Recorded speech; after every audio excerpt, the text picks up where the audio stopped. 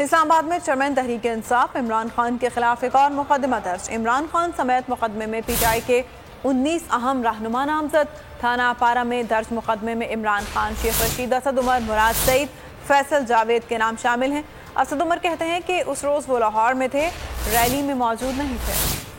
शहबाज गिल के हक में रैली क्यों निकाली? इम्पोर्टेड हुकूमत इंतकामी कार्रवाई पर तोलाई। इमरान खान पर एक और मुकदमा दर्ज। पीटीआई के 19 अहम रहनुमा मुकदमे में नामजद। मुकदमा थाना अपारा में दर्ज किया गया। इमरान खान के अलावा शेख रशीद, असद उमर, मुराद सईद, फैसल जावेद शामिल हैं। असद कैसर, राजा खुर्रम, वसीम शहजाद और फयाज चौहान भी मुकदमे में नामजद हैं। कहते हैं कि ये बेचारे कुछ ज्यादा ही बौखला गए हैं। मुझ पर एक और FIR काट दी। उस दिन मैं लाहौर था, मेरी तकरीर टीवी पर नशर हुई थी। मुकदमा 20 अगस्त को शहबाज गिल के हक में रैली निकालने पर दर्ज किया गया। दफा 144 के निफाज के बावजूद रैली निकालकर सड़क ब्लॉक की गई।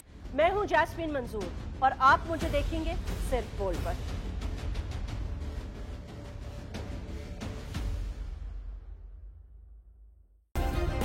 सब्सक्राइब करें और बेल दबाएं ताकि कोई खबर रह न जाए।